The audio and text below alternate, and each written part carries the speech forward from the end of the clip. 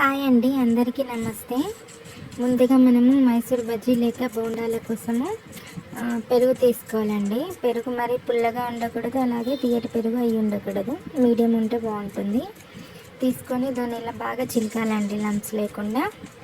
గడ్డలుగా ఉంటుంది కదా మనకు పెరుగు, ఇలా స్మూత్గా అయ్యేలాగా మనము కవ్వం ఉంటుంది కదా, కవ్వంతో చిలుక్కోవాలి. చూసారా, చాలా స్మూత్గా అయిపోయింది మనకు.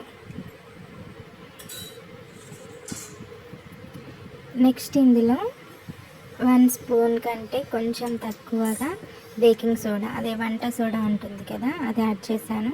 తర్వాత 1 స్పూన్ సాల్ట్ యాడ్ చేశాను. ఇప్పుడు మళ్ళీ ఒకసారి బాగా చిలుక్కోవాలి. కాస్త నూనె కూడా యాడ్ చేశాను. మళ్ళీ ఇవన్నీ మిక్స్ అయ్యే విధంగా బాగా కలుపుకోవాలన్నమాట. మనం ఎంత బాగా కలిపితే మనకి అంత బాగా బోండాలు వస్తాయి,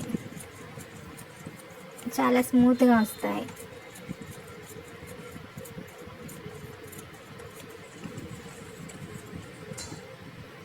నెక్స్ట్ ఇందులో జల్లించి పెట్టుకున్న మైదా పిండిని యాడ్ చేద్దాము. క్వాంటిటీ అంటూ ఏం లేదండి, మనం పెరుగు, నేను ఇందులో వాటర్ యాడ్ చేయట్లేదు, పెరుగులో సరిపడినంత మైదా పిండి యాడ్ చేసుకోవడమే. కొలతలేం అవసరం లేదండి, పర్ఫెక్ట్గానే వచ్చాయి, టేస్ట్ కూడా చాలా బాగున్నాయి. సో మీరు ట్రై చేయొచ్చు. ఇప్పుడు మనము మైదా పిండి యాడ్ చేశాక ఎంతసేపు కలిపితే మనకు అంత పర్ఫెక్ట్గా వస్తాయండి బోండాలు. ఒక్క ఉండ కూడా ఉండకూడదు మనకు పిండిలో, అలా లేకుండా చాలా స్మూత్గా బ్యాటర్ వచ్చేలాగా అలా కలుపుతూనే ఉండాలి. ఇలా ఫింగర్స్ అనేటి గ్యాప్ ఇస్తూ ఇలా కలుపుతూ ఉండాలండి. మీ ఓపిక, ఎంత ఎక్కువ కలిపితే అంత టేస్ట్ ఉంటుంది.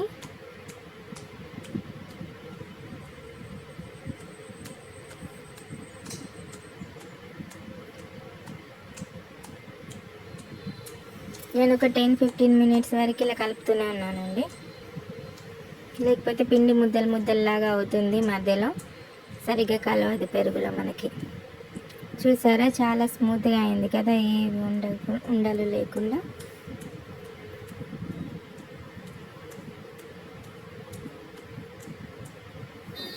ఇలా బీట్ చేసేసుకొని మనము పక్కన పెట్టేసుకోవాలండి ఒక 5 to 6 hours.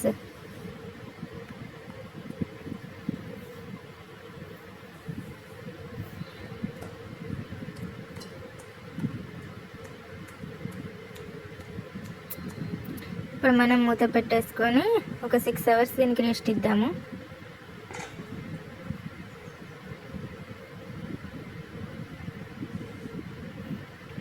సిక్స్ అవర్స్ అయిపోయిందండి. ఇప్పుడు మనము చూద్దాము ఎలా ఉందో. చూసారా, ఎంత బాగా బబుల్స్ కనిపిస్తున్నాయి కదా మీకు, చాలా బాగా వచ్చిందండి పిండి అనేది. ఇప్పుడు మనం దీన్ని స్టవ్ పైన బోనెలు పెట్టేసి ఆయిల్ హీట్ అయ్యాక బోండాలు వేసేసుకోవడమే. షేప్ ఎలా వచ్చినా పర్లేదండి, టేస్ట్ బాగుంటే చాలు కదా. ఇలాగూ తుంచుకొని తింటాం కదా, రౌండ్గా షేప్ రావాల్సిన అవసరం ఏం లేదు.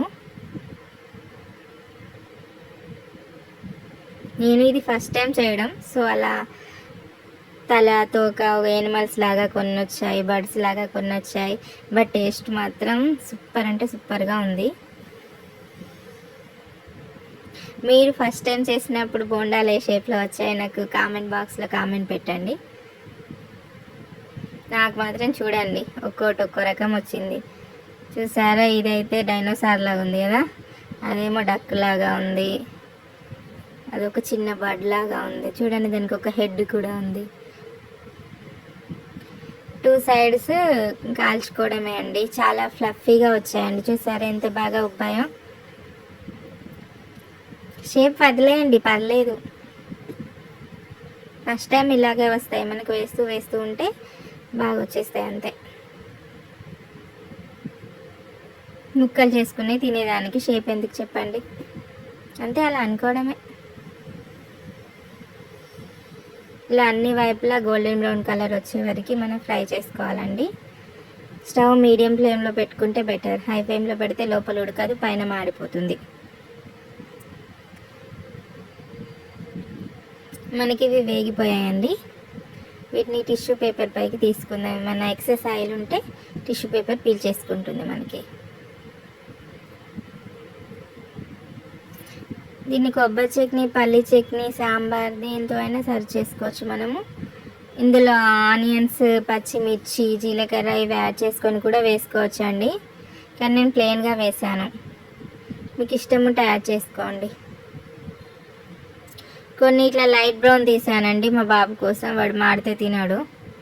నేను పల్లి చట్నీతో సర్వ్ చేస్తున్నాను.